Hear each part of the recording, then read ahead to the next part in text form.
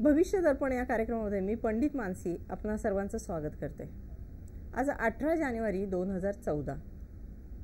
आज आपण जाणून घेणार आहोत 12 राशींचं दैनंदिन राशी भविष्य। आज चंद्राचे भ्रमण राशीच्या चतुर्थ स्थानामध्ये असणार आहे। मनामध्ये एखादी सुख वस्तू खरेदी करण्याचा विचार यावा व तो लगेचच अंमलात आणावा असेच तुम्ही आज वागणार आहात।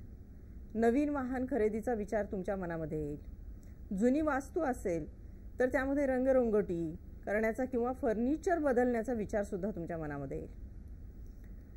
तुम्ही घरामध्ये या विषयावरती चर्चा कराल। व्यवसाय उद्योगामध्ये तुम्हाला मनासारखे उत्पन्न होईल।